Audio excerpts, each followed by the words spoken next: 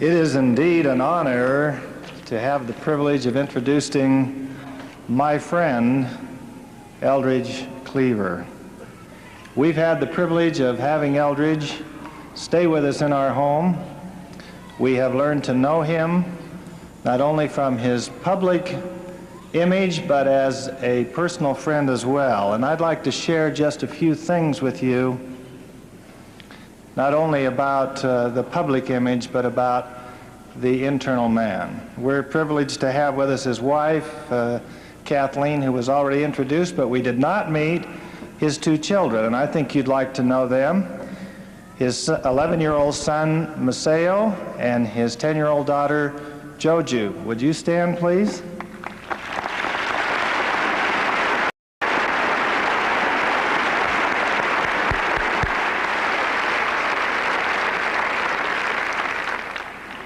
Maceo was born in Algeria, Joju in North Korea, and there are some very interesting stories there. Eldridge Cleaver is a man who has seen America from a very different perspective than most of us. However, there are some similarities too. He's a man who has a deep feeling for freedom and justice for all, and he has not accepted life in America for granted, but instead has chosen to challenge it at every turn. He was a top leader in the Black Panthers and became nationally notorious during that period of time, during the 60s, when America went through a great deal of unrest. During the times that he has fought for his freedom, he has been at times belligerent. He has insisted on fairness when he has seen injustice. He's fought fearlessly for what he believed to be right for his people as well as for himself, not only for the black people, but for American people as a whole. He's been in shootouts and other very dangerous situations. He's been wounded. He has spent considerable number of years in prison and has learned to survive with hardened criminals, and yet used that time to good advantage to carefully study democracy as well as communism. Now, he studied these not only in books but firsthand, looking carefully at the circumstances. He has not just been a tourist abroad, but has lived nearly 8 years in foreign countries, including Cuba, Russia, Red China, North Vietnam, North Korea, Algeria, and France. And having studied firsthand, came to some very important conclusions, which he'll be telling us about tonight. Namely, he would rather live in America, as he put it, in prison, than to live in one of these other countries as a free citizen, because he loves America and he knows now the things for which he stands. He's made mistakes in his life, and he's the first to admit it, but he's profited by those mistakes. He is now truly an American not just by birth, but an American by choice, having returned to America, facing criminal prosecution, and yet willing to do that, and has nearly now finished paying his indebtedness so that he can be free in the total sense of the word.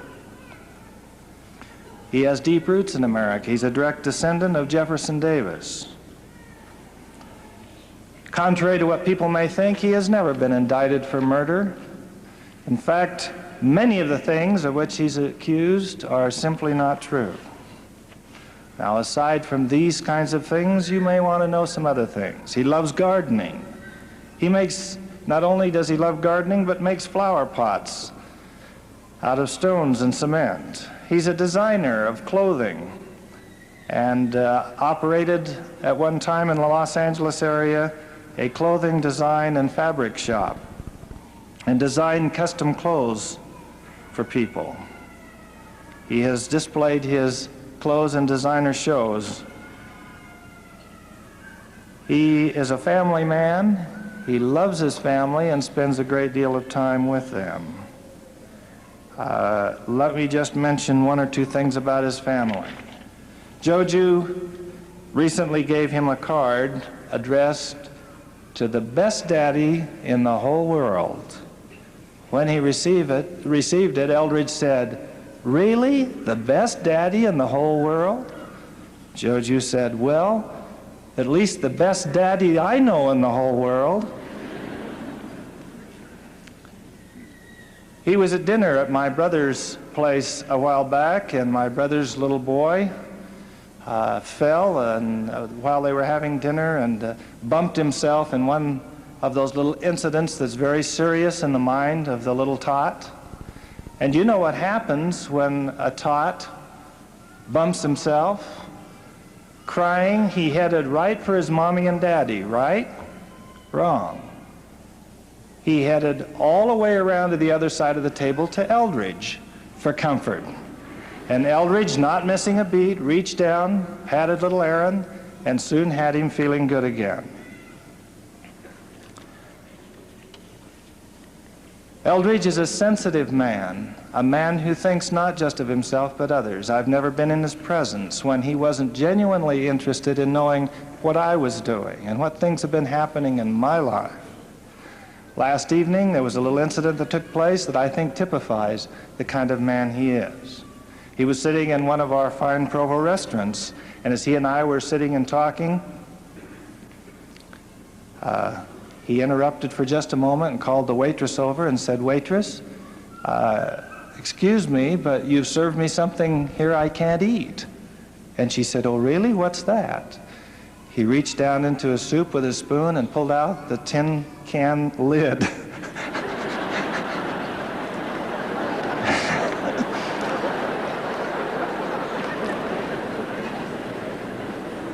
And he was apologizing for saying anything about it. Well, this is the kind of man he is. He's intelligent, he's sensitive, he's feeling of all of those around him. And I think this is a side of him that not enough of us know. Truly, we are privileged this evening to have as our speaker, Eldridge Cleaver.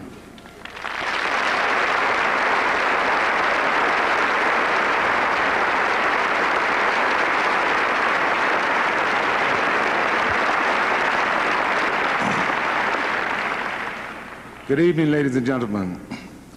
It is indeed my great pleasure and an honor to have been selected to appear here tonight and to address you. I had the experience of coming into this great hall several months ago when I was here during the general conference and participated in one of the priesthood sessions that were held here.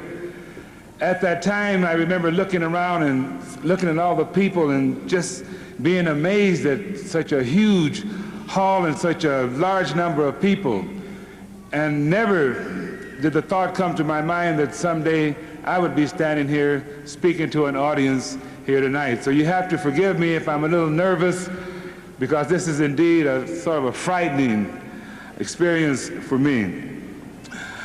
I had forgotten about that incident with the soup last night. And I guess I might have been a little apologetic when I told the waitress that I couldn't eat that tin top. But I guess a lot of you have had that same kind of experience and these kinds of mishaps when you go out to restaurants. So I just took it in stride. I didn't think it was part of my welcoming committee. I want to thank the people who have been so kind to myself and to my family.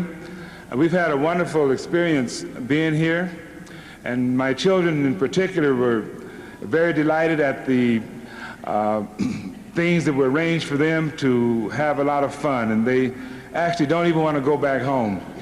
So it's been a good experience for all of us coming here to participate in this Freedom Festival. When I look back at my own life experience, I have to bow my head and thank God Almighty for preserving my life through many perilous situations that I've been involved in. But most of all, far beyond just having my life preserved, I'm thankful that I've had an experience that has enlightened me to the beauty and the greatness of the United States of America and its people. There was a time when I would not have been able to utter those words that I've just stated. For my heart became so full of bitterness and hatred and opposition to the United States of America that I lost all objectivity and had no understanding of the good that is in America and the good that America has meant to the whole world. And so it has been out of this bitter experience, out of a devotion to an ideology that intended and that had as its goal the elimination of the United States of America.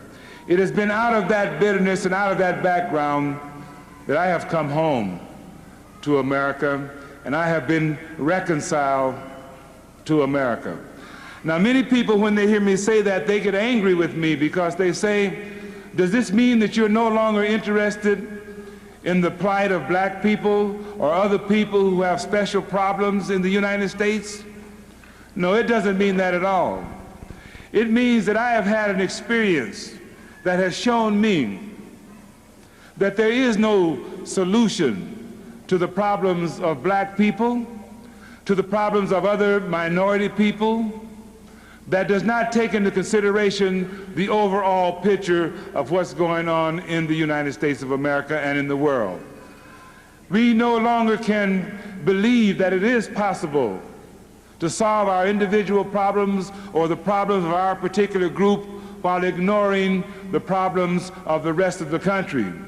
We are in one boat all together in a very stormy sea, and we are going to sink or swim as a nation, as a people, as a civilization, and I'm standing up with those people who want to see this great ship sail on to a brighter future and not sink and not go under at this point in time. So I'm standing up for America.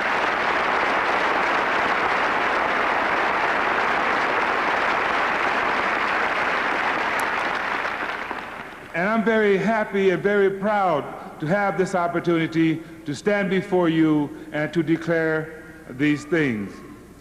Now, many people have read things about me and they say, oh, what a terrible guy this guy always was. Well, I must take this moment to point out to you that my mother tells me that up until the time that I was 12 years old, that I was a little angel. She says that when I became 12 years old, I became an unrighteous little devil. Well, when I inquired into my background as to what was going on at that time in my life, what caused the change, one lady said to me once after she heard me speak, she said, Eldridge, you didn't just turn 12 and sprout horns. Something had to be going on in your life to cause that great change to come about. And what it was that my mother and father fell out with each other and started fighting with each other. I came from a home where there were 6 children in the family, starting way back there in Little Rock, Arkansas, where I was born. And I was born into a family where the ministry was a tradition amongst the men. Both my grandfathers were preachers. My mother's father was a Methodist preacher, and my father's father was a Baptist preacher. And that turned out to be a very unstable mix, but it still provided a certain Christian context for our home life and for our upbringing. And my mother was always a very dedicated Christian woman. Anytime you would talk to my mother, she would always answer by quoting some scripture. And that was just the kind of woman she was. And it was she who spent time with her children, insisting that they study the Bible and that they go to Sunday school and attend church services. And she was always insisting that we would pray before going to bed at night and that we paid close attention to the gospel of Jesus Christ. Well, after we left Arkansas and went to live in Los Angeles, California, it was there that I turned 12 years old. And it was part of the arguments and fights that my mother was having with my father that caused my father one day to say, this was one Sunday morning, and my mother was preparing us to go off to Sunday school, and I was being a little reluctant, and my father said, I'm not going to force my children to go to church. I'm going to leave it up to them. If they choose not to go, then no one is going to make them go. And I chose at that moment not to go. And my other brothers and sisters went along with my mother, and I laughed at them as they went out the door. And I waited impatiently for them to come out of the church, which was not far from our house. And then I laughed at them again when they came out. Well, as I look back at the experience of my family, at my other brothers and sisters, I cannot help but think that actually I was laughing at myself, because it was at that point that my life began to go off in another direction. None of my brothers and sisters ever had the kind of experience that I had of going in and out of jails and prisons. And so when I look back, I can see that that was a very drastic decision that was made in my life, and one that I wish that I could undo, because I am the one who turned out to be the white sheep of my, I'm sorry. I mean, excuse me. I meant to say the black sheep of my family. And very soon, in that atmosphere of strife and conflict in my home, when my father would work all during the week in a very normal way, he'd go to work and come home and go to work. But every Saturday night, he would start a big fight with my mother. And all of the children used to square off and take my mother's side in these arguments and these fights. And I was the little guy at that time, and my father was about as tall and as big as I am now. And it became my driving ambition to grow up and get big the way that he was, so that I can give him some of the medicine that he was giving us. And I determined in my heart that I would grow and get strong and get big and just someday just walk up to him and just knock him out. That was what I had in my heart. Well, my father left my mother with the 6 children in Los Angeles. He went to Chicago to live. And of course, when my father was removed from the picture, I didn't revert back to being a little angel. I continued down that path that my life had taken, and very soon I started getting into trouble with the law. The first time that I was ever in trouble with the law, it was over some small incidents of vandalism that involved myself and my friends going to our little grammar school, breaking into the athletic department, tearing up everything, taking all of the footballs, basketballs, and baseballs. Then we went into the dining room and ate up all of the food that was prepared and edible. And fooling around with the gas range, we set the building on fire and ran out. Well, some of the people who lived near the school recognized who we were and called the police. And so, to my great astonishment, the police showed up at my door asking for me. And they took me to juvenile hall. And I stayed there for 2 hours. After that, my mother came down and they released me to her custody. Well, that was the first time that I was ever under any kind of arrest.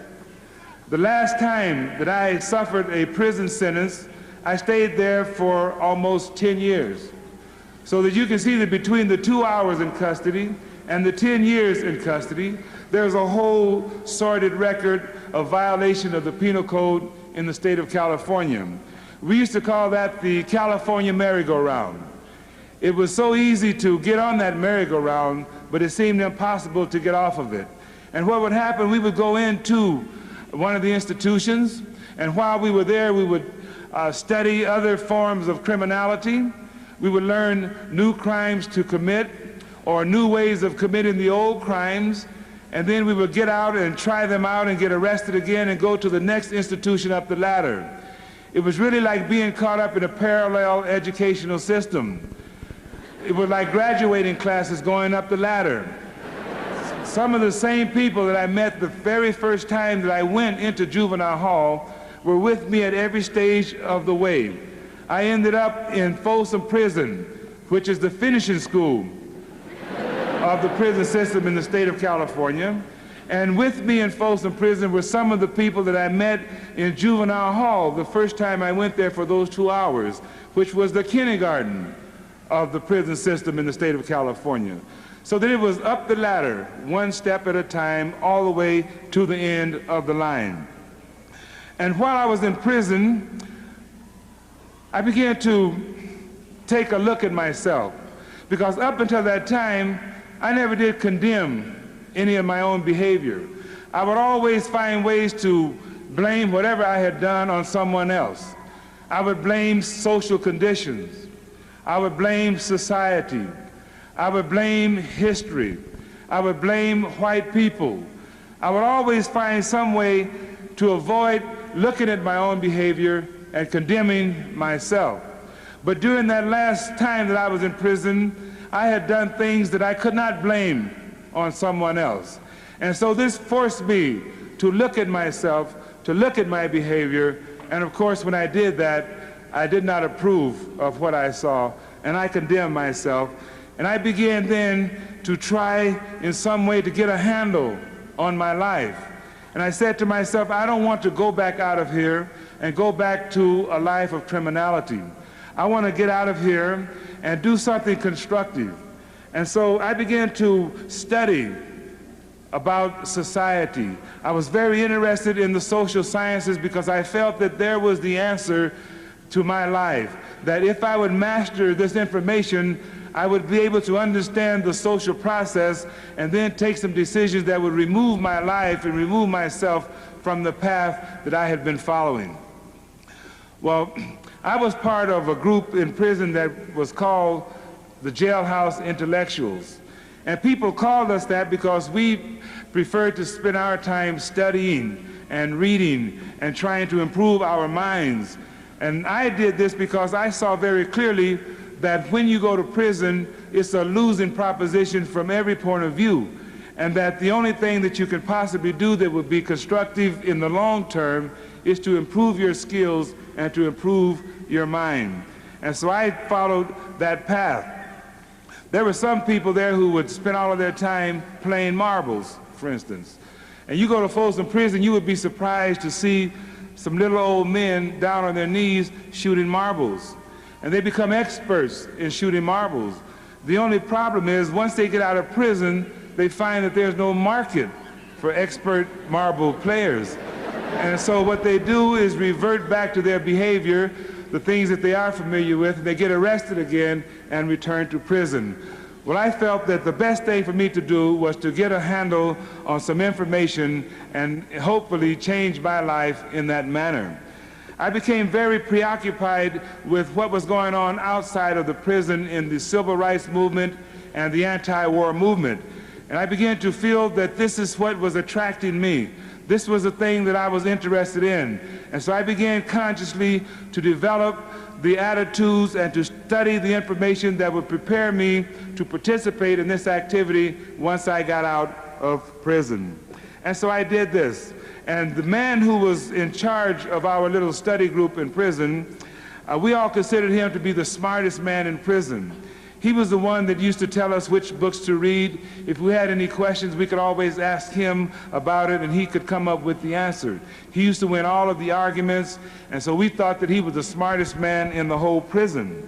When I look back at that, I wonder why we thought that, because every time I went to jail, John was always there. And he would be there when I left, and he would be there when I came back. And I'm telling you right now, he's in Folsom Prison, right now, this day. A very old man like me with not as much hair as we used to have. Well, John Hall was the one who introduced me to the Communist Manifesto. He had noticed my keen interest in social affairs, and he said one day, Eldridge, I think that you are now ready for the Communist Manifesto. And so he gave me a copy, and he spent a lot of time with me explaining what it was all about. He gave me a long list of books to read after I finished with the Communist Manifesto. And I can say that the library in San Quentin Prison in California was amply stocked with all of the books that were on this particular list. And if there were books that I was interested in that weren't in supply in the library, the officials were very happy to send to the state library and get a copy of whatever book it was and bring it in. And so I spent that whole period of my imprisonment studying the social process and finally specializing in communism and Marxism towards the day that I would get out of prison so that I could apply this.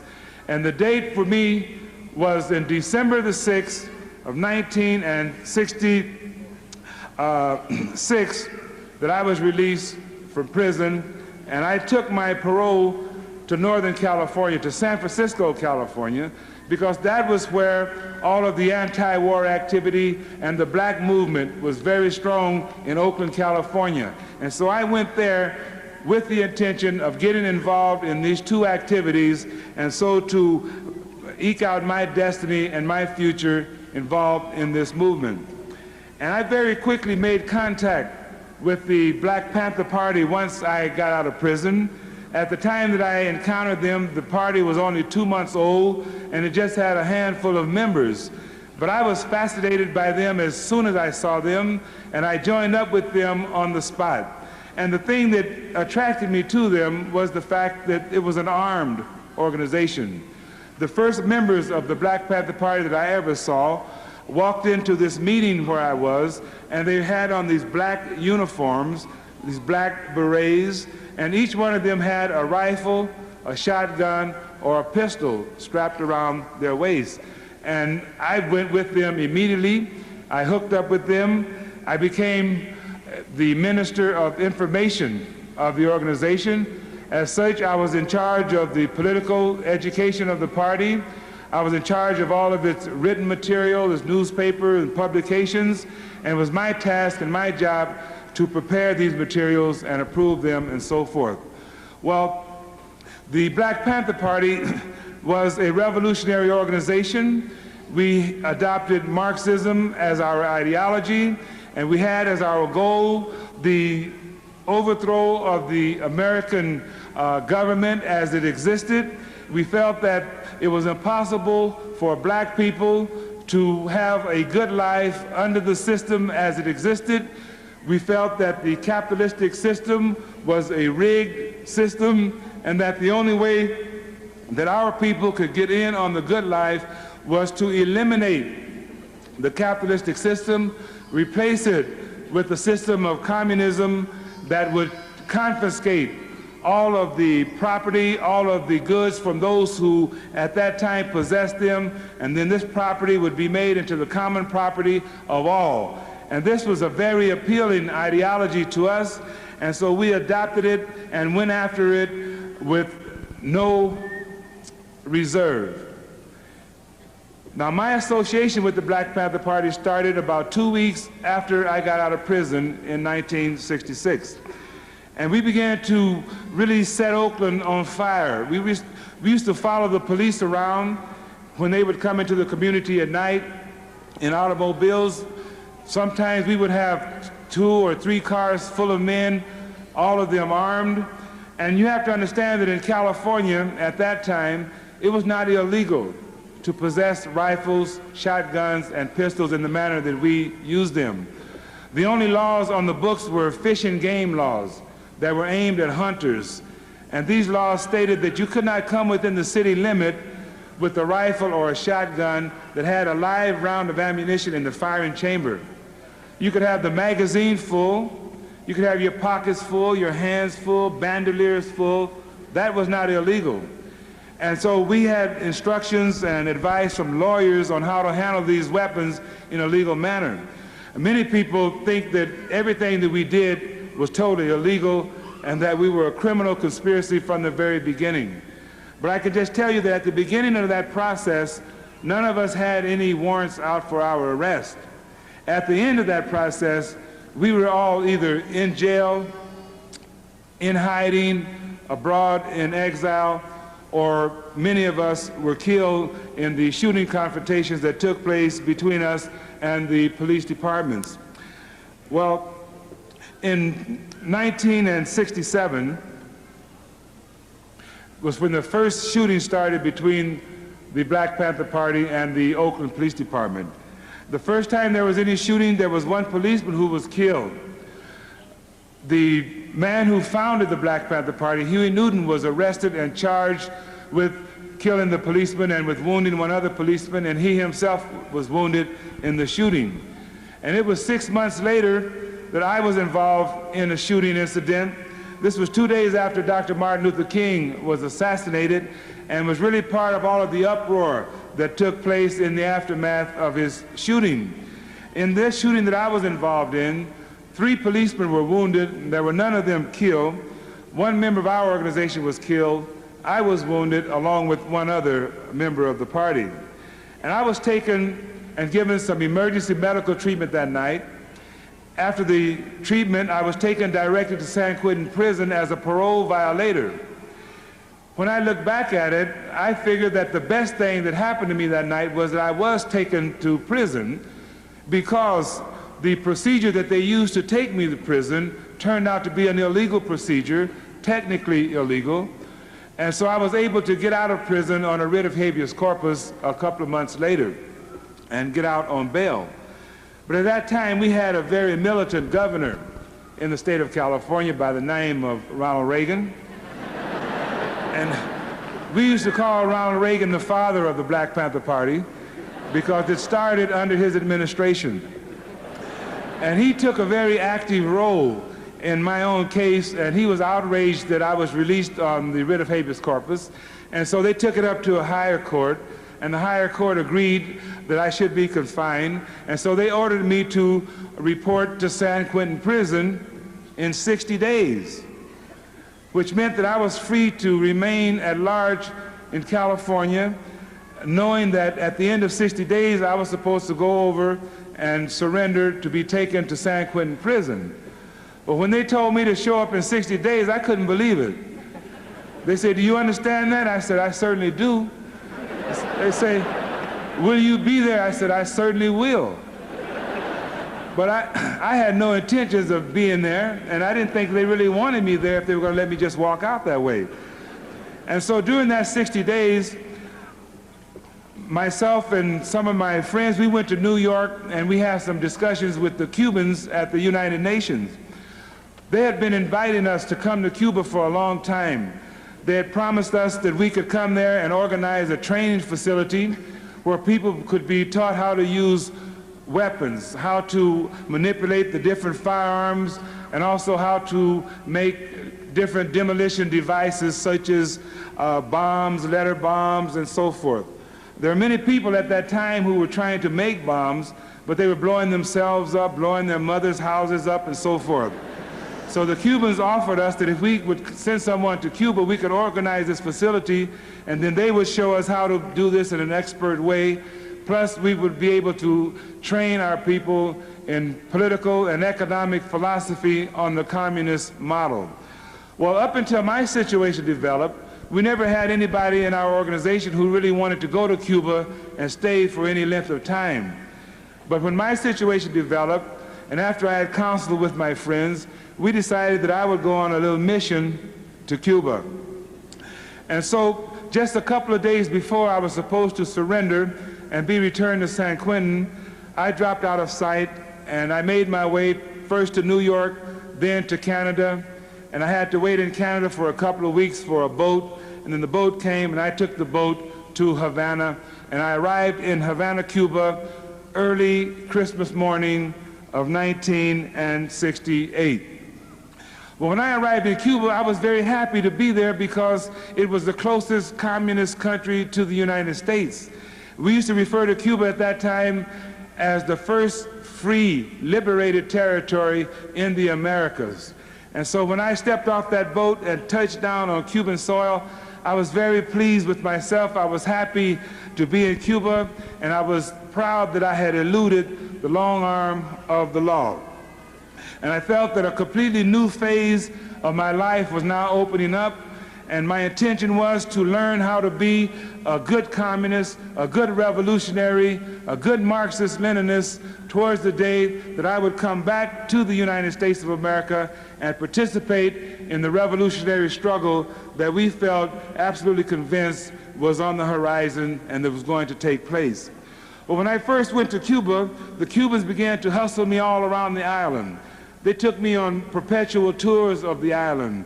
I wanted to go to work right away. I wanted to see the facility that they had planned for us, and I wanted to send word back to my friends to make their way to Cuba so that we could get down to business.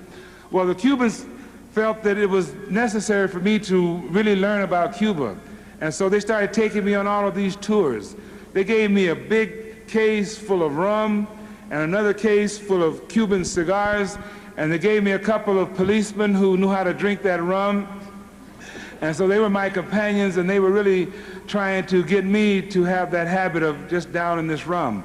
I didn't realize it at first, but after some time went by, I understood that the Cubans really didn't have any intention at all of giving us the facility that had been promised in New York. I began to see that in New York, they were making promises to everybody because what they were really trying to do was influence the anti-war movement into taking a pro-Cuban line against the American government. And so they were promising everybody everything. And so it's one thing to get a promise from a Cuban in New York, and another thing to go to Havana and try to get him to fulfill that promise.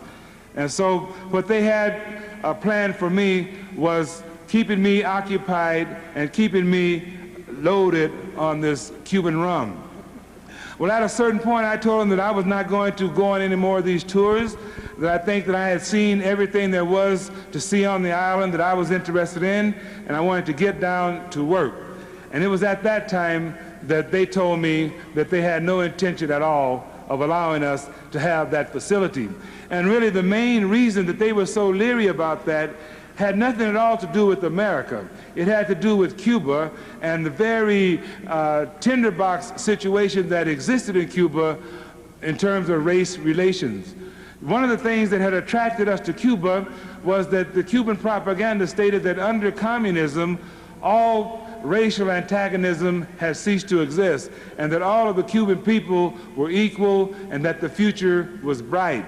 Well, my investigations of Cuba showed me that just the opposite was true, that they had mounted a very effective facade of equality and brotherhood and so forth, but behind the scenes they were dealing with racial problems and racial attitudes that I had never experienced in my own life, that you'd have to go far back in American history to find a comparable situation as that I encountered when I went to Cuba. In short, I began to take another look and began to ask questions of what was going on in Cuba. And I found that as long as I was talking to members of the Communist Party, members of the government, or members of the military, that I would always get a very glowing picture about what was going on in Cuba. But as soon as I started talking to the common people, I began to get an opposite picture of what was going on. And I can just sum it up in a statement that a lady made to me one day. She said that if the borders were open and they allowed free travel in Cuba, there would be nobody left on that island except Fidel Castro, Raul Castro, and Juan Alameda. And I thought that these were scandalous statements when I first started hearing them from the common people. But after I stayed there for a while, I began to see behind the facade, and I began to see that there was a new kind of ruling class in Cuba, that the Communist Party constituted a new form of aristocracy, that they had privileges and access to goods and services which the other people didn't have any opportunity to receive or participate in. And I began to see that the lie that communism tells about the beauty of life under communism was so totally spread that it was impossible to organize against it. In Cuba, you had people still hiding out in the mountains who were afraid to come down because the Cuban government would have taken them and put them in prison. I resisted this information at first, but after a while, I began to see that it was really true. And I began to say that maybe communism in Cuba is not working because it's so close to the United States of America, being only 90 miles away from Florida. I thought maybe there was some kind of evil wind blowing out of Florida, blowing over that blessed isle and corrupting the efforts of the comrades there to establish a communist regime. Well, I got in contact with some airplane hijackers who had left America by rearranging some of the flight patterns here. And Havana was full of hijackers at that time. And of course, I started inviting them to come to my house. And whenever they made it to my house, I would put them in the Black Panther Party, and then the Cubans would allow them to stay there. But they would try to catch them before they got to my house, and then they'd take them as far away as they possibly could and put them on those plantations cutting sugar cane and so forth. Well, this really wasn't what they had hijacked these planes going there hoping to find. Two of them I knew very well from San Quentin prison. And these two guys had worked their way down to a minimum security prison they call it Chino in Southern California. And they call it the country club of prisons because they have a swimming pool there and a golf course, and people are allowed to wear their own civilian clothing. Well, these two guys had arranged for some people on the outside to purchase them some plane tickets to New York, and they brought them some dynamite, some pistols, and some airplane tickets, and some more civilian clothing. These guys jumped over the fence from the prison, got into this automobile, and went straight to the airport. They got on a plane, hijacked the plane to Havana, Cuba, and they got off the plane, and they were put directly into prison. Well, when I saw these two guys, one of them had completely lost his mind. He had lost his ability to make decisions. He didn't want to make any more decisions. He said that after making the decision to hijack a plane from a minimum security prison to a maximum security prison, that he didn't trust his judgment anymore. So if you would ask him, hey, you want to go for a walk? He said, oh, it's up to you guys. Whatever you want to do, I'll do it, you know? Well, it was a surprising experience, is what I'm trying to underline in going to Cuba. And I felt that, well, I'm sure that communism is different in other parts of the world. So I made arrangements to leave Cuba and go to Algeria. And I went to Algeria because Algeria was the center for all of the revolutionary movements around the world. They were all welcome there, and they were all allowed to function there. And when I went to Algeria, I was told that I was going to meet my wife in this certain hotel in this certain room. And I went there, and I hadn't seen my wife for 8 months, and I was sure that it was 8 months, although I wasn't really marking it off on the calendar, but I can prove that it was 8 months, because when I went to this hotel room and knocked on the door was opened by a rather fat lady. And my wife is a thin lady. But this fat lady had my wife's head on her shoulders. And I said, my goodness, Kathleen, baby, what happened? And she says, what do you mean, what happened? Don't you remember as you were leaving, I told you that perhaps we were expecting? I said, well, you know, we were always talking about expecting. She said, well, we are expecting. And we're going to have a baby next month. I said, next month? When did I leave? January, February, March, April, May, June. I kind of crossed my fingers, and sure enough, the next month, a baby was born, a little boy. I rushed to the hospital to look at this little boy. I wanted to make sure he looked just like me. I looked at him. I thought maybe he'd have a little lightweight mustache or something. Nothing. His face looked like a little crumpled up dish rag. Some of my friends looked at him and said, "Man, he looks just like you." And my mother says it's me all over again, and he does look like me, and so there he is, almost 12 years old. So I'm able to say that I stayed in Cuba for 8 months, no more and no less, arriving in Algeria just in time to greet the birth of my son, who was my first child. Well, that was in 1968, 9. And we stayed in Algeria for the next 4 years. The following year, we had our daughter born on a trip that we made to North Korea. And it was during this 4 years that I had a chance to travel all over the communist world, all over the Arab countries in Northern Africa, and all over Black Africa. And the only countries that I would avoid were the countries that I was afraid would arrest me and turn me over to the American government. So I avoided the countries that had friendly relationships with the United States, and I would feel most comfortable in the countries that were most hostile to the United States. And when I would go to these countries, I would go there to study or to participate in a conference, to make a speech denouncing the United States for the war in Vietnam or for the situation of black people and other minorities in the United States. And I found that when I would go to these conferences, I'd hear other people talking about the conditions inside of their own countries. And I used to try very hard, being a very competitive person, to really put as much scorn and denunciation on the United States as I possibly could.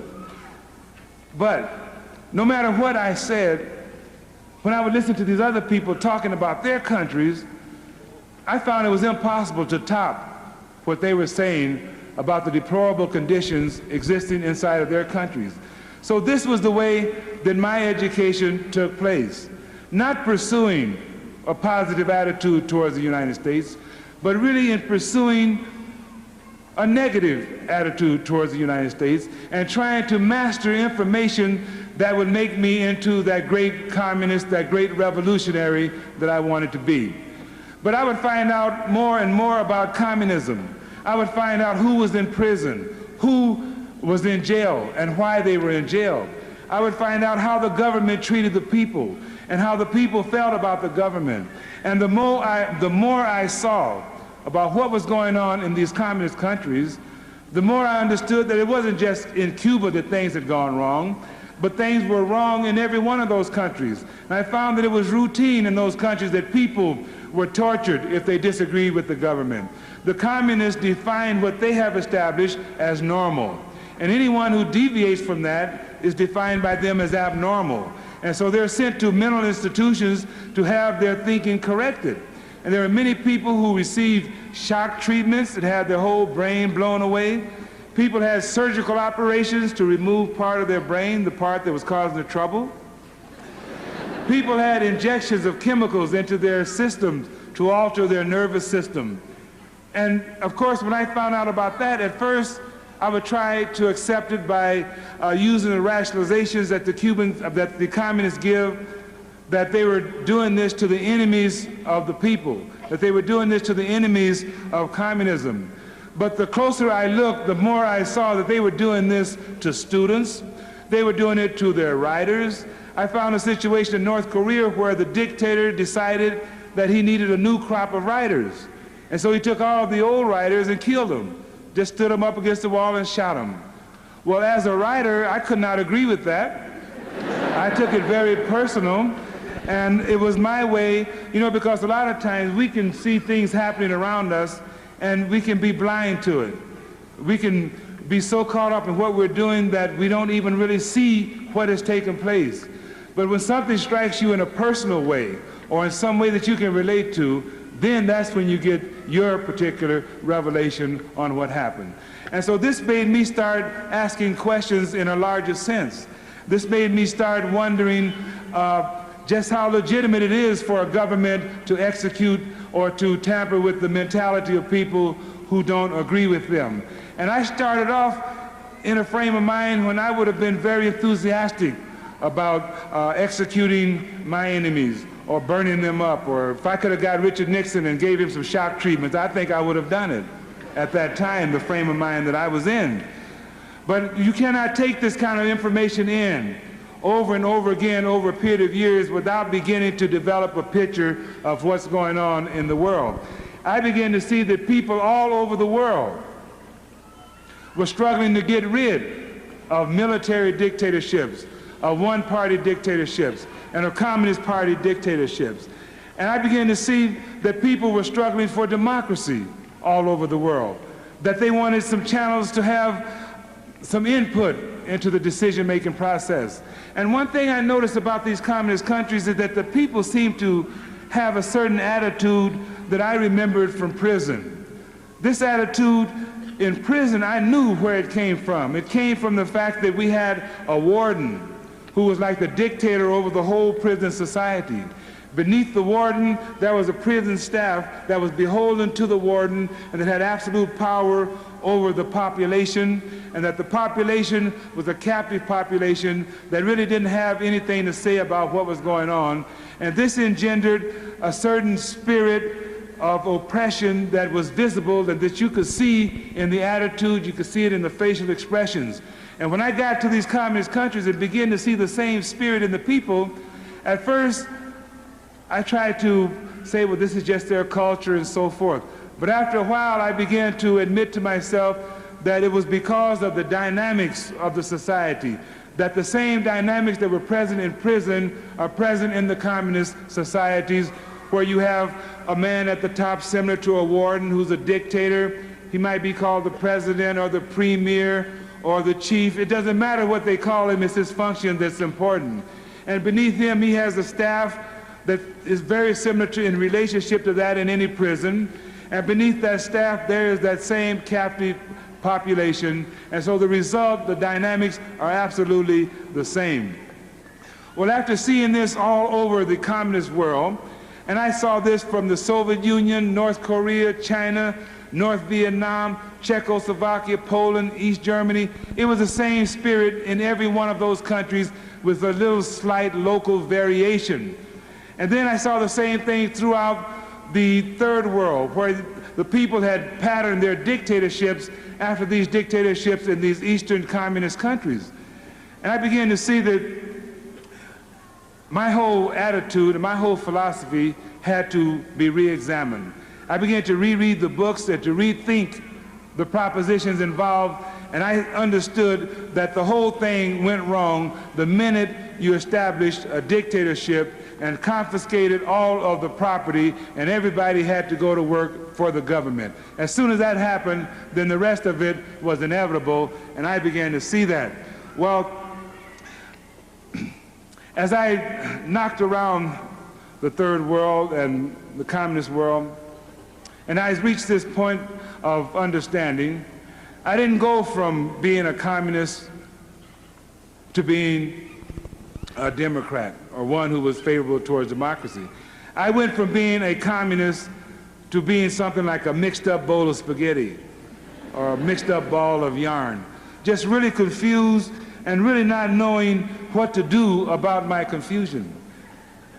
I reached a point where I began to miss the Oakland Police Department. Now, you know there had to be a lot of water under the bridge before I reached that point. But I reached that point after watching the police functioning around the world. And sometimes I regret making these remarks because people misunderstand. Nothing that I'm saying is meant to sweep anything under the rug. I'm not trying to apologize for any of the behavior of the police that is excessive. I think that the worst thing in the world is a crooked policeman or a policeman that violates his oath of office or his duty. But I've reached the point where I think that the best thing in the world is a good policeman who does not violate his oath of office and who fulfills his duty to the public. But I had a chance to contrast the police that I knew in America with the Algerian police, with the Czechoslovakian police. And I'm telling you, I had all of my experience with the police in America topped by what I experienced and observed in these other countries. For instance, the thing that I used to resent the most about American police was, in my own personal experience, was one time the police in San Francisco kicked my door down because I wouldn't unlock it. They came to my door and they knocked on the door and they said, I opened it up, I had one of these chains on the door, and I opened the door to the chain, and I said, well, what do you want? They said, we want to come in and search it. I said, well, do you have a warrant, a search warrant or an arrest warrant? And the policeman opened his coat up and he showed me a big Army 45. He said, this is my warrant. I said, that's not a warrant, and you're not coming in here unless you have a warrant. He said, open the door, I'm going to kick it down. I said, well, start kicking. Boom, boom. He kicked my door in. Well, I always regretted that and I resented that and I always would mention that. But I had an experience in Algeria where I had to kind of forget that. Because over there, the police came through the wall in a little tank, you know. You see? So it's out of that kind of an experience that you can begin to appreciate the kind of professional standards that the police do have in this country, where we have a constitution, a Bill of Rights, and some codes that are supposed to govern our behavior. Well, in looking around these other countries, they never heard of these kinds of rights. You wouldn't dare ask a policeman for a search warrant, and he never heard of a search warrant. And all these things that we take for granted, due process of law, the presumption of innocence until proven guilty. Over there, it's not even a question of whether or not you're presumed to be innocent or guilty. It's whatever it is expedient. For instance, someone over in this crowd right here might do something, and we don't know exactly who did it. So we say, I'm pretty sure it happened right over here. So let's take all of these right here just to make sure. No warrant, we just take them and shoot them. And we don't publicize it, we just liquidate them in the name of the revolution. Well, after taking in a lot of this, because see, I didn't just change overnight. A lot of people look at me and say, Eldridge, one day you were a communist going this way, and now boom, you flipped over, and now you're going this way, running around with Dr. W. Cleon Skousen. Well,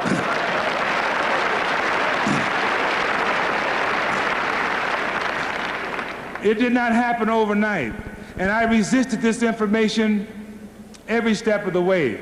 But by being presented with an abundance of information, I could no longer deny the evidence that was placed before me, and that's when I began to back away from the Marxist philosophy and began to admit and understand that democracy was where it is really at.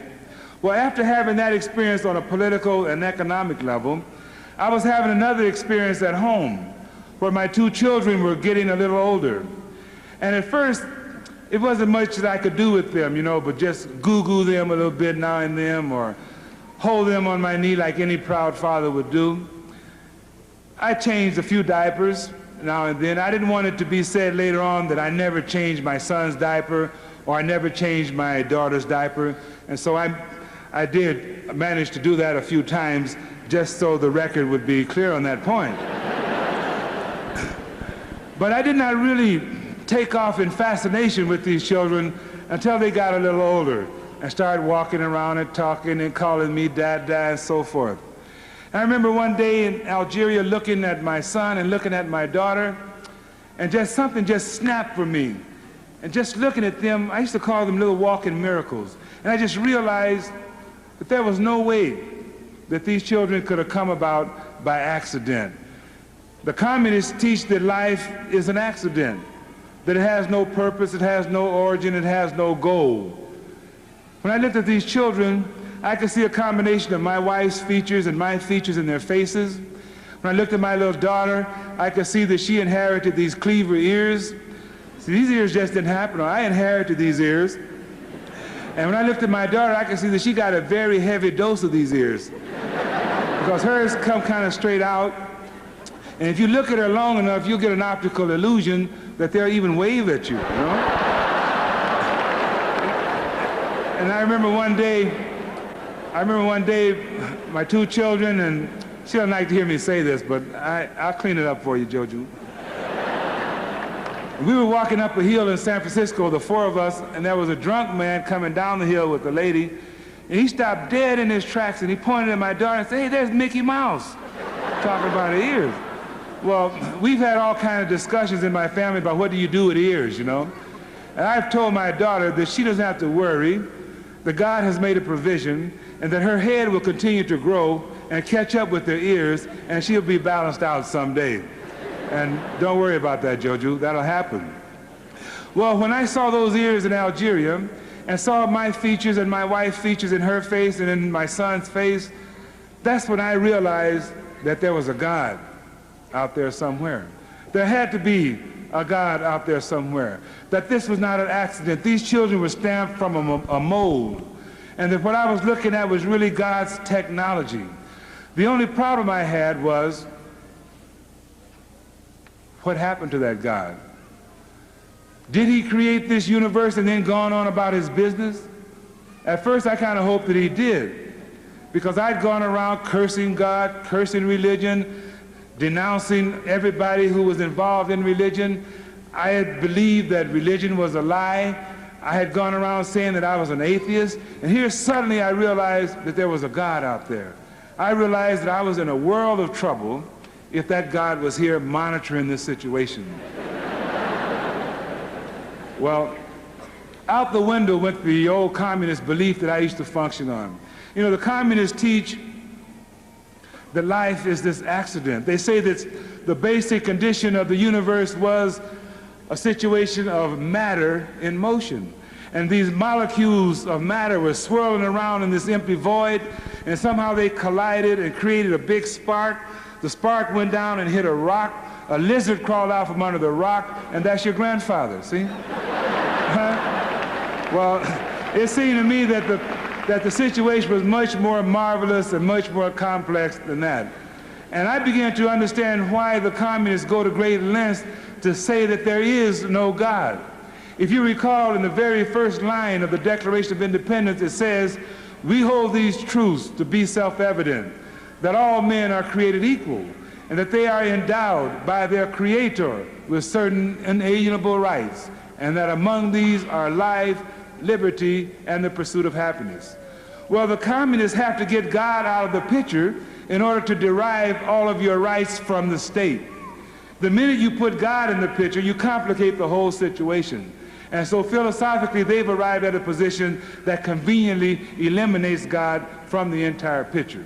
Well, I realized that when I was living in Algeria, after I realized that there was a God out there, and I began my search for a relationship with that God. And I found that relationship at the end of that whole process. I came face to face with the reality of Jesus Christ. I fell down on my knees with tears in my eyes and acknowledged that reality. And that began the process of me turning my life over to Jesus Christ.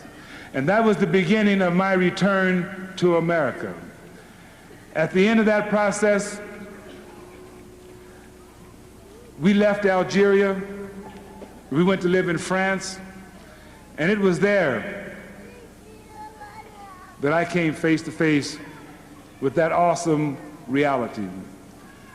At first, I thought that I was going crazy, and all of my friends were convinced that I was going crazy, because I had started talking against communism, I started talking America up, and I started talking about Jesus Christ.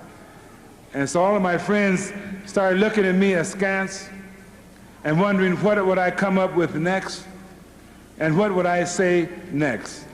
Well, the next thing that I said was that I was going home, and that I was going to surrender to the authorities and come back and face whatever music was in store for me and get my life straightened out.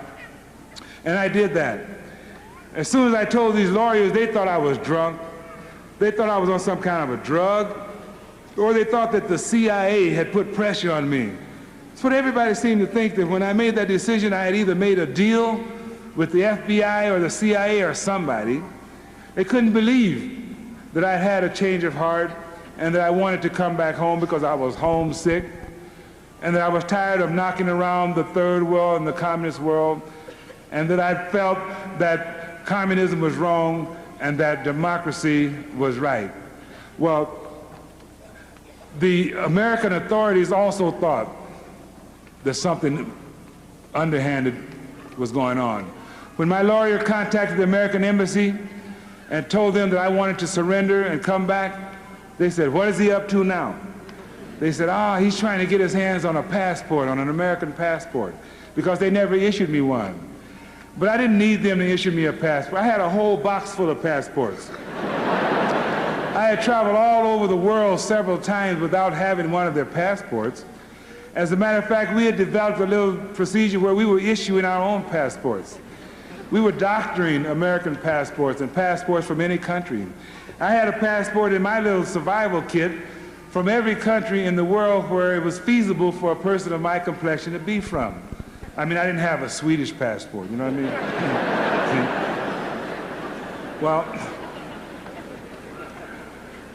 at every step of the way, I have met people who refused to believe that I had had a change in my life, people who thought that I was involved in some kind of insidious plot, many people who want to block me outside of the kingdom of Jesus Christ, many people who believe that the only reason that I go around saying what I'm saying is because I'm trying to influence the judge so that he would do something favorable in court. My old friends were convinced that I had become an FBI agent. And I used to go around telling people, I'm not an FBI agent. I don't even know any FBI agents. Well, after meeting Dr. Skousen, I can't say that anymore, all right? And so I finally reached a point where I don't care about that anymore. And I'm able to say that, yes, I sold out in returning to the United States. I sold out to America, and I sold out to Jesus Christ because I saw where I was coming from. I have judged my past behavior. I'm not proud of it. I've gotten on my knees and I've asked God to forgive me. And I've taken off on the path of repentance. And I've started studying the Holy Scripture, and I'm not deceived because I realize that none of us are perfect, that we all have our own cross to bear, that we all have our own different past to deal with, and that we've all made different mistakes in the past. And the main thing is to reach a point to where you break with your past behavior and begin to live a life that is acceptable to God and acceptable to your fellow human being. And I think that that's all I can do.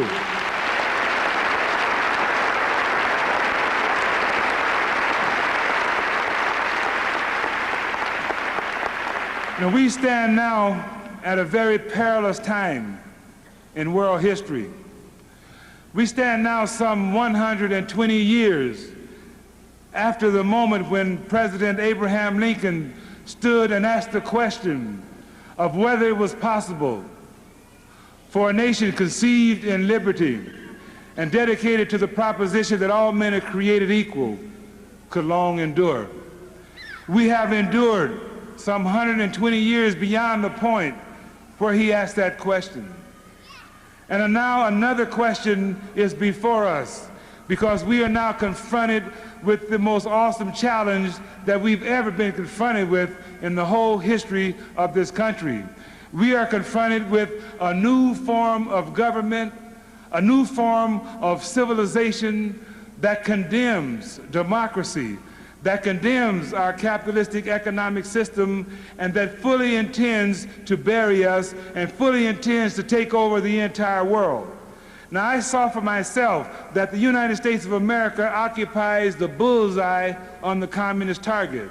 The United States of America is the only obstacle in the path of communism from taking complete control of the entire world.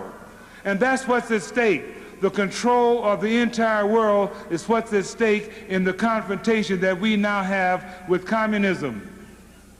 Well, I believe that it is possible for the United States of America not only to endure, but to triumph over communism, because communism has already been exposed as a government that is lacking in the ability to deliver the good life of life, liberty, and the pursuit of happiness to the people. The people in communist countries have already judged that system. We can see this very clearly from what's going on in Poland right now.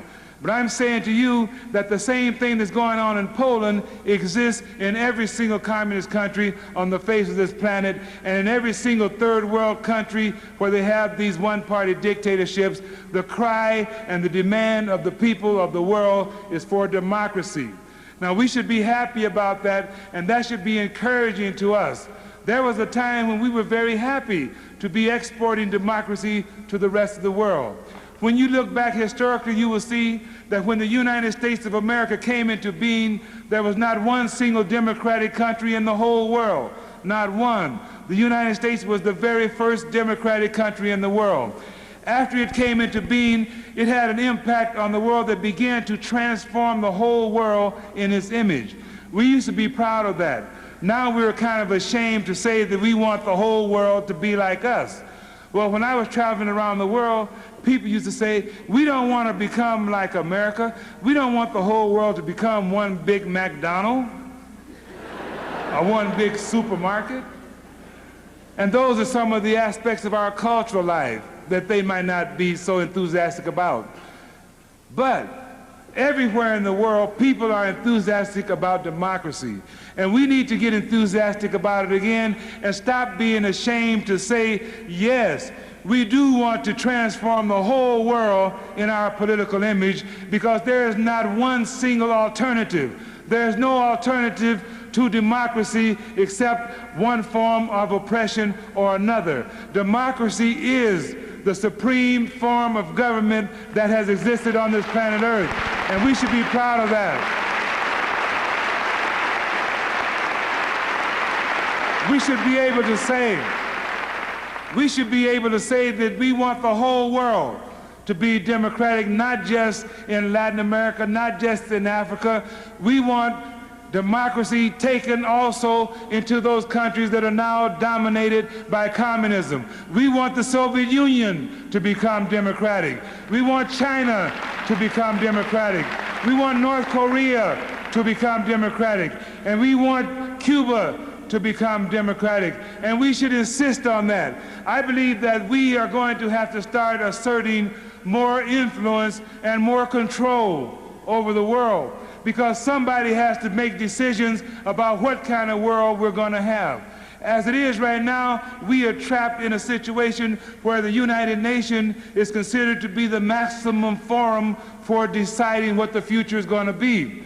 Well, I believe that we need to reject the United Nations simply because it has become a grab bag of ideologies and cultures, and totalitarian values, feudalistic values have too much impact on the decision-making process that is determining the shape of the world to come. We don't necessarily have to resign from the United Nations, but we need to put the United Nations in its place.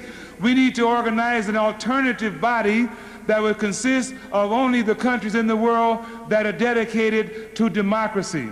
I'm not talking about a military alliance. I'm not talking about a military alliance such as we have in NATO, but I'm talking about something like a World Council of Democratic Nations, where only the countries that really practice and believe in democracy can be members, and that way we can hold up an image to the world where they can see a choice between democracy and totalitarian values. Because what happens in the United Nations, everything gets lost and confused. Everybody has the same kind of vote. Everybody gets up and makes speeches. But we need to have a forum where communists and other totalitarian forces are not welcome.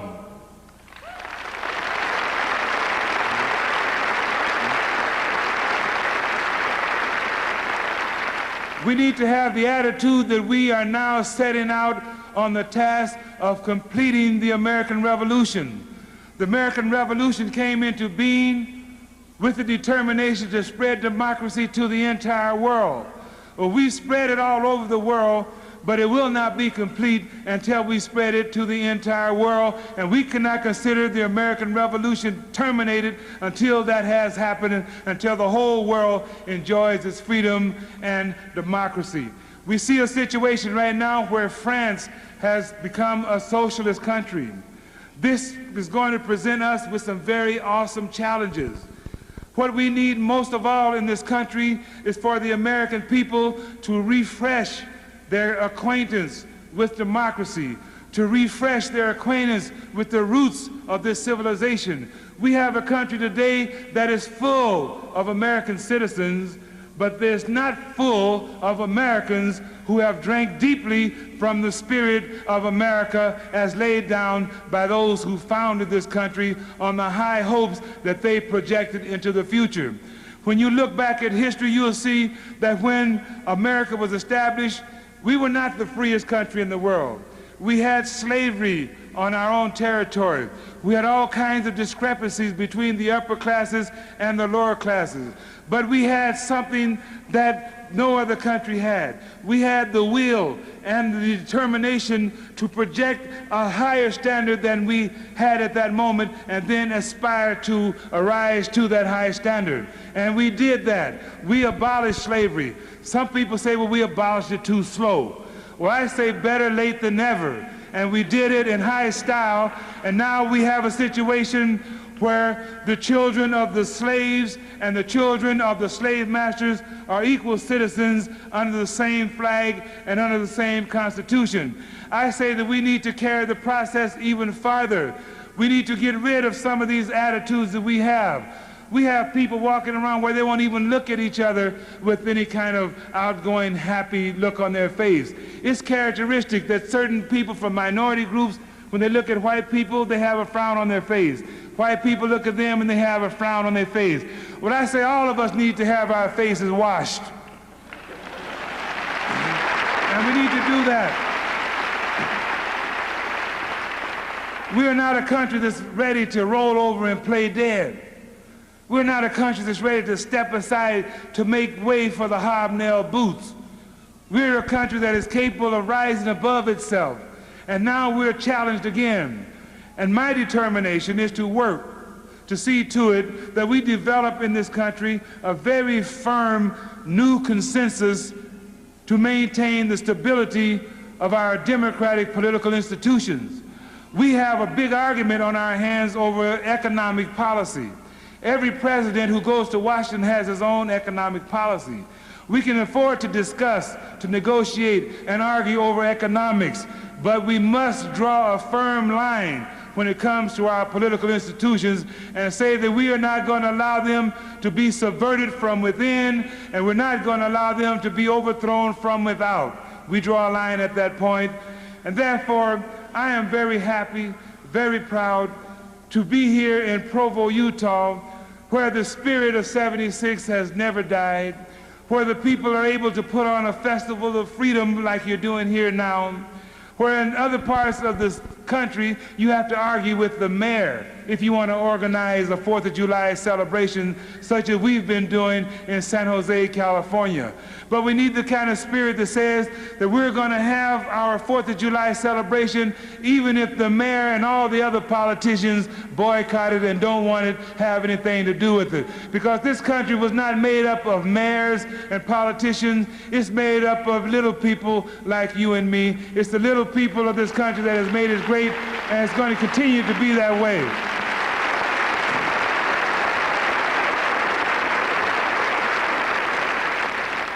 We need to become invigorated, we need to become enthusiastic, and we need to become proud once again from top to bottom, assured that this great country that was inspired by God Almighty, who guided the pilgrims to these shores and who guided us through 500 years of bitterness and strife and brought us to this point where we are today.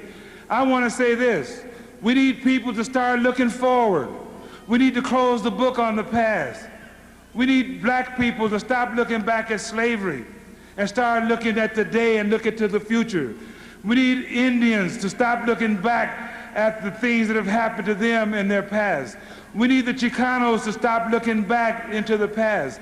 And we need the white people to stop looking back into the past. We need to join hands as brothers and sisters under one banner and stand shoulder to shoulder and march on to the great future that is in store for this nation. And we don't need to... We need to understand that there is a difference between birth pains and death throes. A lot of time we look around at what's going on in America and we say America is dying, that these are death throes that we are witnessing. Well, when we look back, we have seen that America has had a new burst of freedom over and over again. And we're at a point now where we need a new birth of freedom. And so let's look upon what's happening now in the country as birth pains and not death throes. And we're going to make it. Not only are we going to make it, but we're going to lead the whole world into a whole new era of freedom, democracy, and plenty. We have the tools to do it. We have the people to do it. We have the history to inform us on how to do it. And we have the will to do it. So, ladies and gentlemen, I want to thank you so much for being so patient. I want to thank my host for not dragging me away from this podium for going over time. But it's really a great pleasure to be here in Provo, Utah, where people still love America and still love freedom, and knowing that this spirit is going to go throughout this land. We need a spiritual revival in this country, and we need a political revival in this country. And we can't make it without one or the other. They both go hand in hand. If we truly believe in the gospel of Jesus Christ, who taught us to love one another, if we love one another, we cannot rip each other off. When you love someone, you go out of your way to see to it that that someone has the very best that life has to offer. So we need to extend our love beyond our own family, beyond our own town, beyond our own state, to embrace all of God's children on God's terms. Not on our terms, but on God's terms as laid down in His Holy Scripture. And I know that we are going to rise to that occasion and make this a reality. So it's in that spirit that I have come here, and it's in that spirit that I will leave here with an enthusiasm to go anywhere at any time, to stand up for America, because it is truly worth standing up for. God bless each and every one of you as you go from here tonight. Thank you very much.